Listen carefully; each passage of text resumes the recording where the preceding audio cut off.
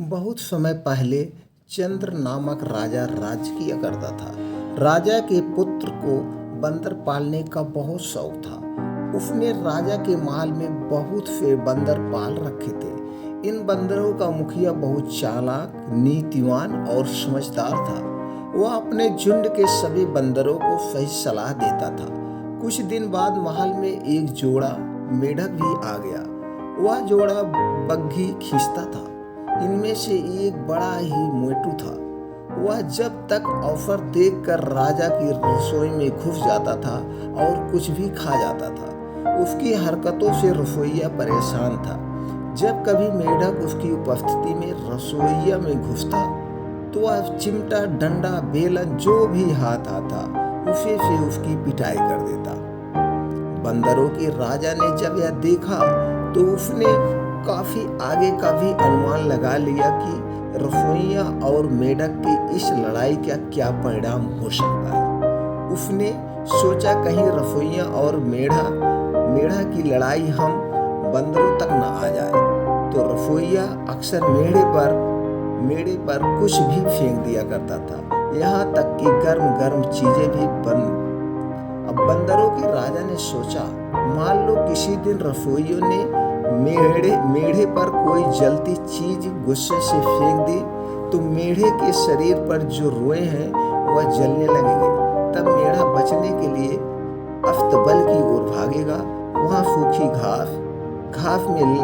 घास में आग लग जाएगी और वह जब सूखी घास खाने जाएगा तो घास में आग भी लग सकती है। इससे घोड़े भी जल जाएंगे। घोड़ों के उपचार के लिए अब वैद्य आएगा तो वह दवा के रूप में घोड़ों के लिए बंदरों की चर्बी मांगेगा।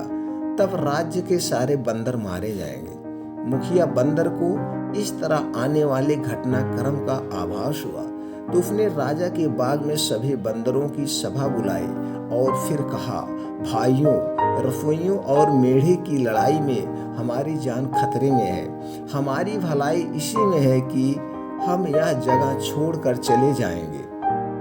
मुखिया की बात सुनकर बाकी बंदर हंसने लगे। अरे मेढ़ा और रसोइयों की लड़ाई से भला हमारा क्या वास्ता। मुखिया जी, आप तो बूढ़े और पागल हो गए हैं। कुछ बंदर कहने लगे, इतना अच्छा महल छोड़कर हम क्यों जाएं? देखो तो राजकुमार हमें कितना बढ़िया खाना खिलवाता है। आह, कितने स्वादिष्ट व्यंजन बनते हैं। यहाँ जंगल जाएंगे तो बस फल ही फल मिलेंगे। सारे बंदर खी खी करके मुखिया की खिल्ली उड़ाने लगे। यह देख मुखिया ने फिर चताया, तुम लोग नासमझ हो। इस तले भुने भोजन का लालच तुम्हें मरवा देगा। यह भोजन आखिर में जहर सिद्ध होगा। मैं अपनी आंखों के सामने अपने लोगों का अंत नहीं देख सकता, इसलिए मैं तो जंगल में जा रहा हूँ। यह कहकर मुखिया बंदर बड़ा उदास होकर जंगल की ओर कूच कर गया। अभी ज्यादा दिन नहीं बीते थे कि एक दिन मेढ़ा खाने में मुंह मारने की नीयत से रसोई में घुसा। उस समय रसोइया चूल्हा फूंक रहा था। जैसे ही उसने मेढ़े को अंदर आते देखा, जलती लकड़ी उठाकर उस पर फेंक दी। मेढ़े का शरीर धू धू करके जलने लगा। जलता हुआ मेढ़ा अब आग बुझाने की हड़बड़ाहट में घोड़ों के अस्तबल में जा घुसा। वहाँ सूखी घास बहुत थी। वह घोड़ों को पसंद थी, इसीलिए उसका भरपूर ढेर वहाँ पे लगाया गया था, बहुत ज़्यादा रखा गया था। मेढ़े के वहाँ पहुँचने से उसमें आग लग गई। अब पूरा अस्तबल जलने लगा। कई घोड़े जल मरे, कुछ की आंखें जल गई तो कुछ अधजली हालत में नगर की ओर भाग निकले, जिससे वहां भगदड़ मच गई। जब राजा को यह सूचना मिली तो वह बड़ा दुखी हुआ। उसके अस्तबल के कई घोड़े बड़े महंगे थे। उसने तत्काल राजवैद्य को बुलवाकर अपने जले घोड़ों की उपचार की आज्ञा दी। राजवैद्य ने राजा को बताया, महाराज, जले घोड़ों के उपचार के लिए तो बंदरों की चर्बी की आवश्यकता है। अगर आप उपलब्ध करा दें तो मैं उपचार आरंभ करूं। राजवैद्य की सलाह पर राजा ने आज्ञा जारी की कि बगीचे सहित राज्य के सारे बंदर मारकर उनकी चर्बी राजवैद्य को पहुंचाई जाए।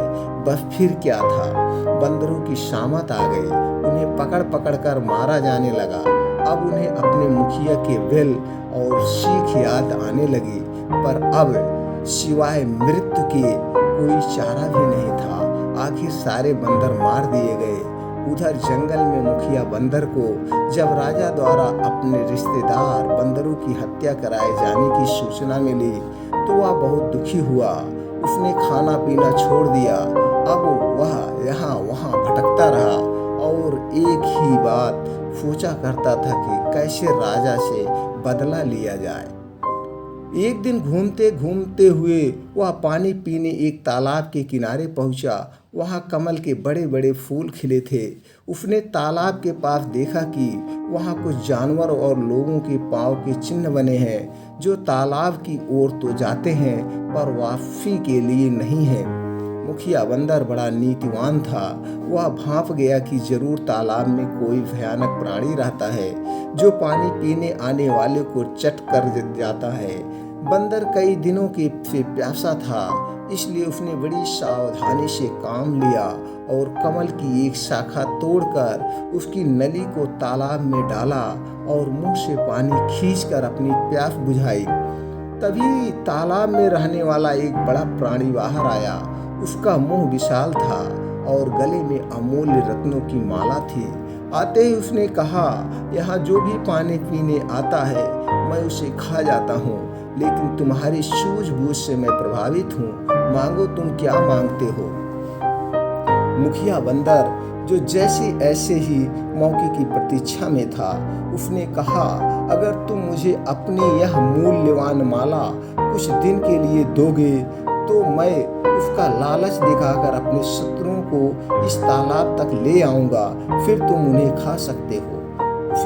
उस प्राणी को बंदर की बात जम गई। उसने तुरंत रत्नों की माला बंदर को दे दी। बंदर ने उसे गले में पहना और कूदता हुआ राजा चंद्र के यहाँ जा पहुंचा। राजा के राज्य में जब लोगों ने मुखिया बंदर को देखा तो पूछने लगे, मुखिया जी कहाँ थे इतने समय से? यह कीमती हार तुम्हें कहाँ से मिला? बंदर ने लोगों को बताया, यह माला मुझे खुद खजाने के राजा कुबेर ने दी है। कुबेर ने जंगल में एक गुप्त तालाब बनवाया है, वहीं उनका खजाना है। रविवार को जब आधा सूर्य उगा हो तब तालाब में स्नान करने पर ऐसा हार पुरस्कार स्वरूप मिलता है। बंदर से हार का राज सुनकर लोग लालच में उमड़ने लगे। जब यह बात राजा को मालूम हुई तो उसने बंदर को बुलवाकर पूछा, क्या वह तालाब हीरो से भरा है? अगर ऐसा है तो सबसे पहले अपने परिजनों के साथ मैं वहां जाऊंगा। बंदर बोला, हाँ महाराज। अब राजा भी लालच में आ गया। वह अपने पूरे परिवार के साथ तालाब की ओर चल पड़ा। राजा ने बंदर को गोदी में उठा रखा था। रानी, मंत्री वगैरह उनकी पीठ सहला रहे थे। जैसे ही तालाब आया, बंदर ने कहा, जब सूर्य आधा उगा हो तब आप सब एक एक करके इस ओर से तालाब में जाना और दूसरी ओर से निकलते जाना। लेकिन राजा साहब, आप मेरे साथ आइए, मैं आपको अलग रास्ते से स्नान कराऊंगा। राजा उनकी बातों में आकर एक तरफ हो लिया, जबकि उसका पूरा परिवार बाकी लोग तालाब में चले गए पर लौटे नहीं। उस प्राणी ने उन सबको खा लिया। जब काफी देर तक रानी, राजकुमार, मंत्री, संतरी आदि नहीं लौटे तो राजा ने मुखिया बंदर से पूछा, यह लोग इतनी देर क्यों लगा रहे हैं? राजा के यह पूछते ही मुखिया बंदर जल्दी से एक पेड़ पर चढ़ गया और वहां से जोर से बोला, दुष्ट राजा, तालाब में रहने वाले प्राणी ने तुम्हारे पूरे परिवार को खा लिया है। तुमने मेरा परिवार मिटाया, इसीलिए मैंने तुमसे उसका बदला ले लिया है। तुम्हें मैंने इसीलिए छोड़ दिया क्योंकि तुम कभी मेरे स्वामी रहे हो। जैसी करनी वैसी भरनी। मुखिया बंदर के मुख से अपने परिवार के सर्वनाश की बात सुनकर राजा ने अपने को बहुत कोफा और रोता रोता अकेला वापस अपने राज्य को लौट गया। दोस्तों, इस कहानी से उम्मीद करते हैं कि आपको बहुत बड़ी सीख मिली होगी। अगर इस कहानी से आपको जानकारी मिली तो कमेंट बॉक्स में हमें ज़रूर बताएं और हमारा उत्साह बढ़ाने के लिए एक लाइक कर सकते हैं। चैनल को सब्सक्राइब करके बेल आइकॉन का बटन ऑन कर दीजिए। इसी तरह से हम एक महत्वपूर्ण जानकारी अपने चैनल पर अपलोड करते रहेंगे। सारी जानकारी आप तक पहुंचती रहेगी। फिर मिलते हैं अगले वीडियो में।